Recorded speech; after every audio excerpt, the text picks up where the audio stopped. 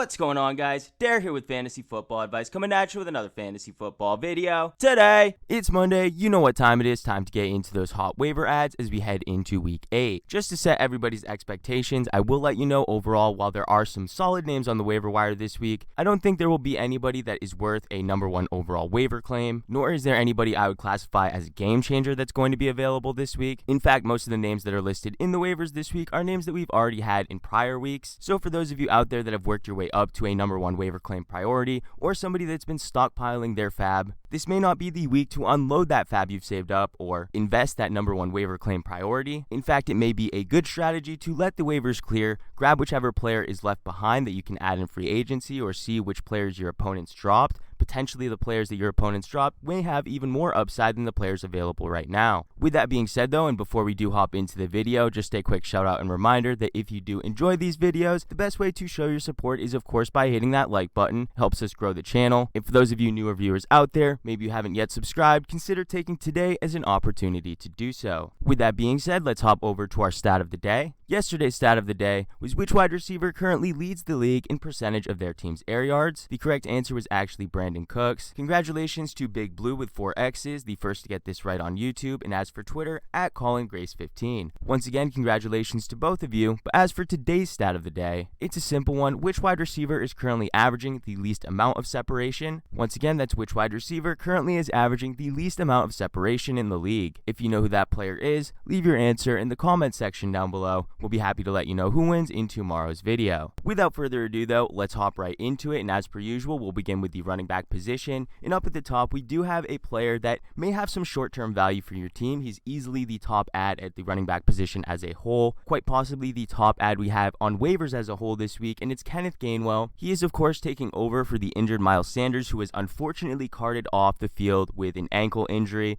Ankle injuries, as we know, if it's going to be a high ankle sprain, that's going to hold them out for somewhere around 3 to 5 weeks, possibly even more depending on the severity. And with him being carted off the field, that's obviously not a good sign, but Kenneth Gainwell is more than capable of stepping in his place. Of course, Kenneth Gainwell has been a player that's been producing alongside Miles Sanders, so he is owned in some leagues out there. This hasn't been a complete workhorse situation with Miles Sanders. Miles Sanders has been a player a bit underwhelming for fantasy football, and because of that, there is a chance that Kenneth Gainwell is somebody that's owned in your league. Regardless, his ownership currently is coming in at about 26% in ESPN leagues, so the majority of you out there do have the ability to go and get him. And I do feel that now that he is going to be the starter for this team, the overall volume for him should be a bit higher than what we saw with Miles Sanders as the starter, because he's not going to have a running back just breathing down his neck. Yes, we do have Boston Scott, a very capable change of pace back, a very capable receiving running back who is going to be listed in this waiver list a little bit further down, so stay tuned for that, but I don't suspect that Boston Scott's going to see a massive uptick in production. I think most of it is going to go to Kenneth Gainwell, so that is going to make him a valuable fantasy asset in the weeks that Miles Sanders is going to be out. So those teams that are desperate to fill the running back position, this is going to be the player that is going to deserve your top waiver priority. Like I mentioned though, I don't think he is worth a number 1 waiver claim, nor do I think he's worth all of your fab, but I understand desperate times do call for desperate measures. Just keep in mind this should be looked at as more of a short-term rental. We don't have more information right now on when Miles Sanders should return. We should get more of that type of information throughout the week, but as it stands today, the top ad for the running back position is certainly going to be Kenneth Gainwell. Moving into the next running back on our list, we do have Rashaad Penny, and typically I do steer clear from adding players that have yet to play on this list since this video is uploading Monday. Rashaad Penny and the Seattle Seahawks, they're playing tonight, Monday night, but regardless, he is a player that does warrant attention off the waiver wire, and depending on how well his performance is for this upcoming game, that is going to determine on whether or not he would remain as the second player on our waiver priority list, or whether he does fall down a few spots. When it comes to why we're adding Rashaad Penny and why he currently ranks so high, it all comes down to the injuries that the Seattle Seahawks have sustained at the running back position.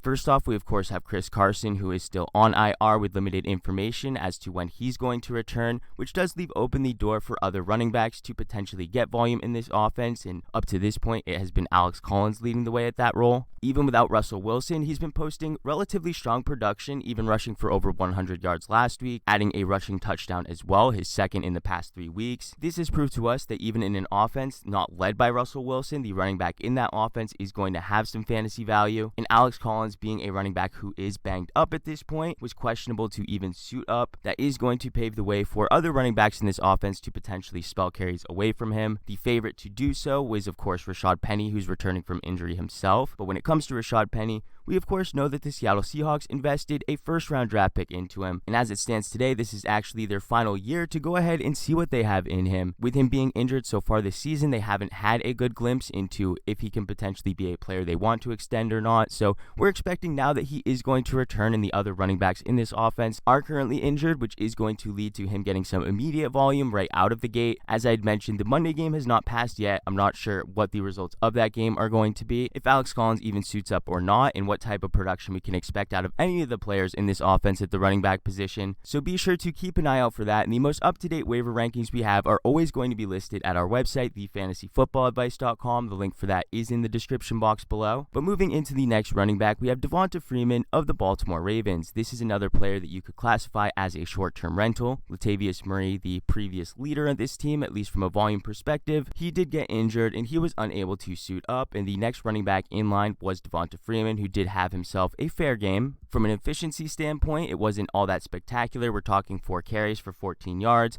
but what was promising was he was able to score a rushing touchdown, his second in the past 2 weeks, and with him now putting up double-digit fantasy points in each of the past 2 contests, that he's going to warrant some attention from us on the waiver wire. And if Latavius Murray is going to miss next week, Devonta Freeman will once again be the favorite to lead this team from the running back position, and that is going to be valuable, especially since a lot of us are currently dealing with a bunch of injuries ourselves. With that said, Devonta Freeman is a running back that is over the hill at this point. We can't expect that he's going to run at a very efficient rate, nor can we expect, if he does get a full workload, for him to remain healthy for a significant period of time. Because of that, we are expecting other running backs to continue to get involved as well. We know Le'Veon Bell is a player that they promoted off the practice squad. They still, of course, have Tyson Williams, so there is definitely competition, to say the least, and we're not exactly sure how long Latavius Murray is going to be out for, but as long as he is out, Devonta Freeman could be a player that you put in your lineup. Moving into the next running back, we have Boston Scott of the Philadelphia Eagles, and this will tie into the breakdown I mentioned earlier when talking about Kenneth Gainwell.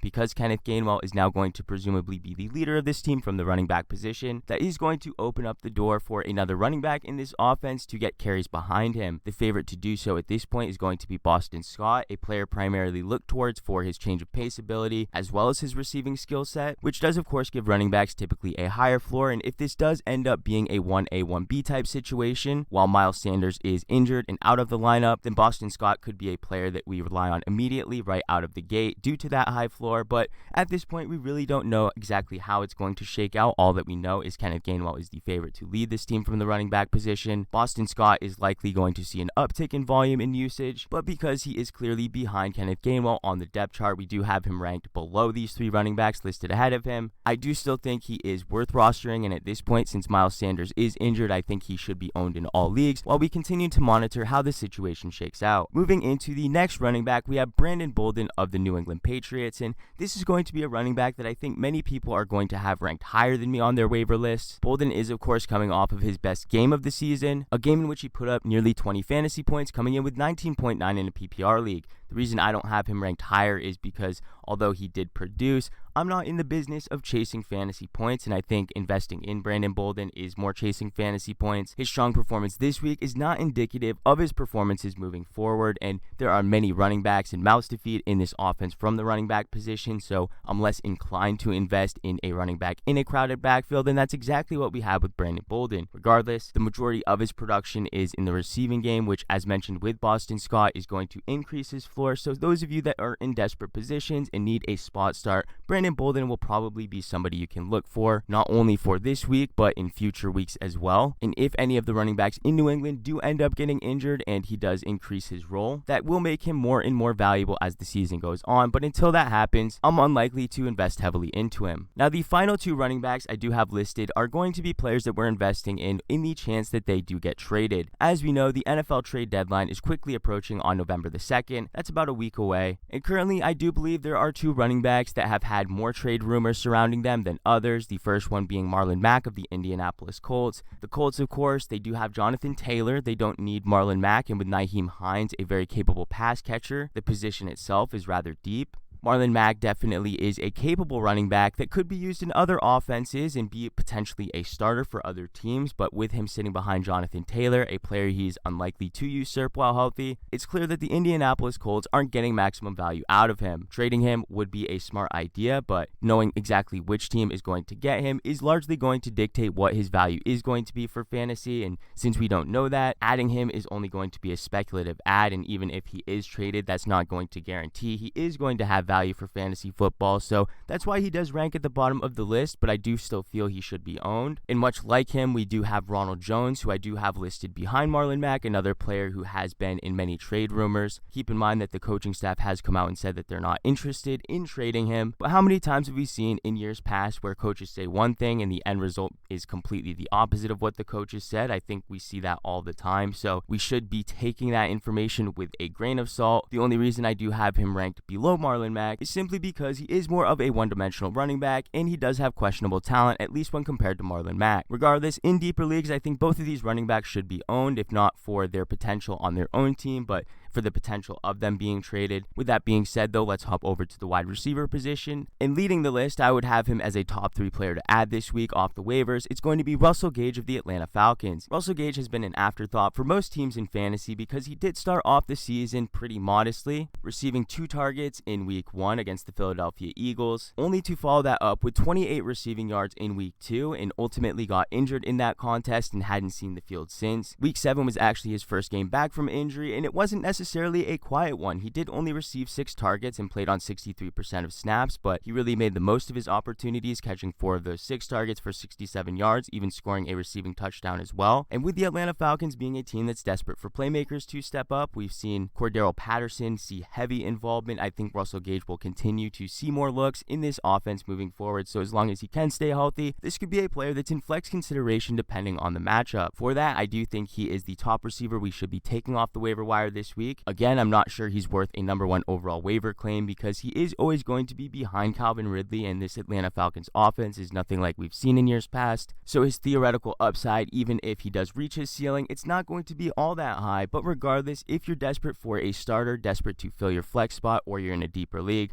Russell Gage is definitely a slam dunk pick you could get this week. Behind him, we have Rashod Bateman, the rookie for the Baltimore Ravens, who has stepped into an immediate role since his debut in week 6 against the Chargers. In week 6, he did receive 6 targets, catching 4 of them for 29 yards, so a pretty modest debut, but he did have his best game now in week 7, and despite coming in with the same amount of targets, that being 6, and having less receptions, 3 compared to his 4 a week ago, his 29 receiving yards was turned into 80 receiving yards in this contest, an average of over 25 yards per reception, so very respectable. Just keep in mind, anybody that is interested in getting him off the waiver wire, the Ravens are heading into a bye week this week, so if you do add him, don't expect to use him this week, and with Sammy Watkins being ruled out, it's likely that Watkins following the bye is going to be a player possibly returning to the lineup, and if that happens, it's unclear exactly what that will mean for Bateman's role. The next player we have at the wide receiver position is Allen Lazard, and this just goes to show you exactly how thin we are at wide receivers if we're bringing up players like Allen Lazard. He is coming off of his 2nd consecutive game, scoring a touchdown though, and putting up 17 points in a PPR league is pretty respectable. Just keep in mind it was against the Washington football team. As mentioned, he scored 17 points this week. Looking even the week before that, he put up 11.7, so over the past 2 weeks, he has put up respectable numbers. Just with it being against 2 premier matchups at the wide receiver position, we do have to make sure we take it with a grain of salt. The next wide receiver we have is Darius Slayton of the New York Giants. Now, when it comes to Darius Slayton, this was a player who was peppered with targets. His first game back from injury since week 3, he received 9 targets, catching 5 of them for 63 yards. Part of the reason that we're interested in picking Darius Slayton off the waivers this week is going to be his next week matchup against the Kansas City Chiefs, a matchup that if the other wide receivers in this offense,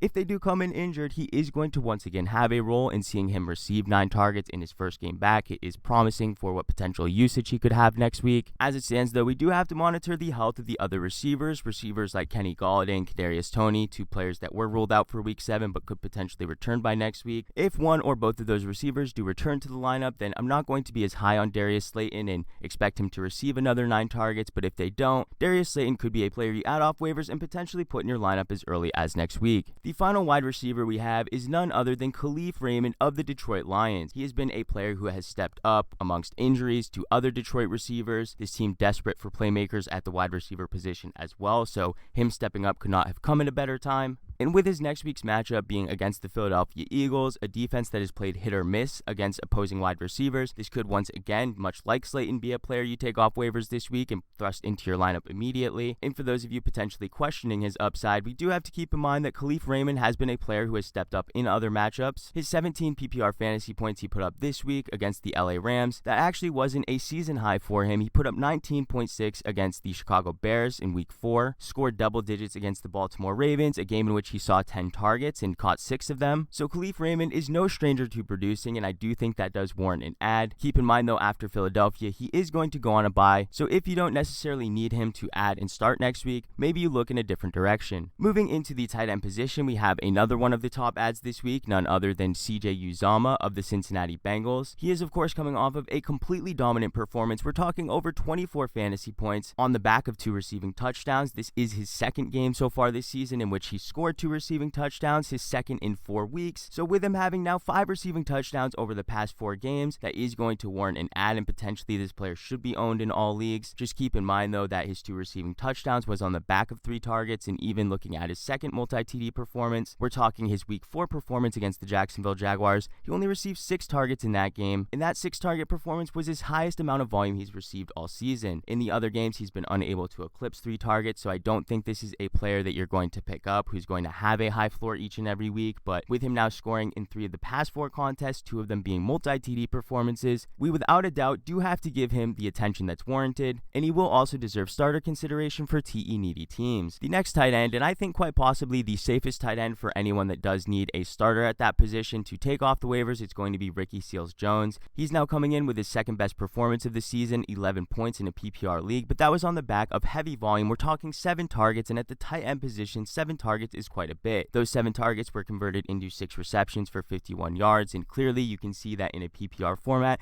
this is a player that's going to have a relatively high floor. I think strongly that while Logan Thomas is out of the lineup and injured, currently still on IR, Ricky Seals-Jones is going to be a player that you can trust in your lineup each and every week. Just keep in mind his next matchup is against the Denver Broncos, so not a positive one, and following that in week 9 he does have a bye. If you do take him off the waiver wire, make sure you have a backup plan, and if you don't intend on rostering multiple tight ends, then maybe you look in a different direction than even adding Ricky Seals-Jones. The next tight end candidate we do have to take off waivers is Alie-Cox, a player that made it on last week's waiver list, and when it comes to Alie-Cox, one thing we know is that he's not going to be receiving heavy volume. Similarly to CJ Uzomah, this has been a player who's produced in the touchdown department, him now having 4 receiving touchdowns in his past 4 weeks, 2 receiving touchdowns in week 4, another receiving touchdown in week 6 against Houston, and now his 4th receiving touchdown, his 2nd consecutive in week 7 against the San Francisco 49ers. This was actually his 2nd best fantasy performance of the season, and with Alie-Cox now proving to us that he is going to continue to be a player they look for in this area of the field, I do think that he can not only be rostered by people, but you could potentially consider starting him. Just keep in mind, since we aren't expecting him to have high volume, he isn't going to have a high floor, and if he doesn't catch a receiving touchdown, he's likely going to put up a massive dud. For those of you looking for a tight end that has a higher floor, then look no further than this 4th tight end we have. That's none other than Evan Engram of the New York Giants. He's coming off of a game in which he saw 8 targets, catching 6 of them for a mere 44 receiving yards, but in PPR, that is going to be a double-digit fantasy point day. Ultimately, that's 10.4 points in a PPR scoring format, and as long as the receivers for the New York Giants are banged up and are not going to be in the lineup, we can expect this type of volume for Evan Engram to continue.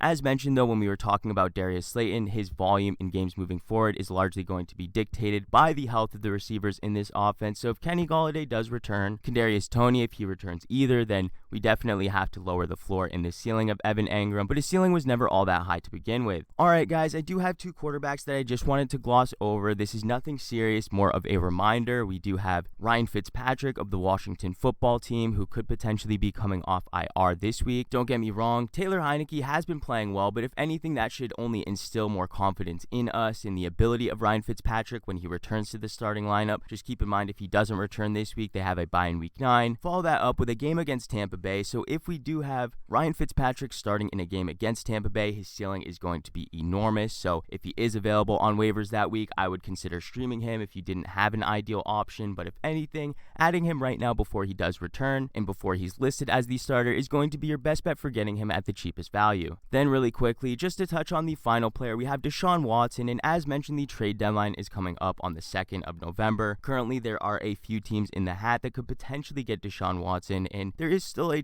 strong chance that he doesn't play all season. Regardless, if you're a quarterback needy team, somebody who hasn't been getting the production you want out of that position, then just add DeShaun Watson, see what happens, and if he isn't traded by the 2nd of November, you know you can drop him immediately, but if he is, then you can monitor his situation, see if he's ultimately going to start in the near future, and if he does, potentially he's a better option than what you've currently been dealing with. Ultimately, this is going to be a player you're going to find out if he's going to increase his value in the next week or if you're going to drop him, so he's not going to take up a roster spot for all that long, which is a valuable asset when it comes to adding players off the waivers. And since we already know he is an elite quarterback, if he does go to the right team in the right situation, this could be a player that's immediately thrust into the lineup, potentially producing as a QB1 right out of the gate. But guys, that's going to do it for this video. We really hoped you enjoyed. If you did, how about hitting that like button? If you're new to the channel, please hit that subscribe button. Thank you all for watching. We'll catch you on the next one.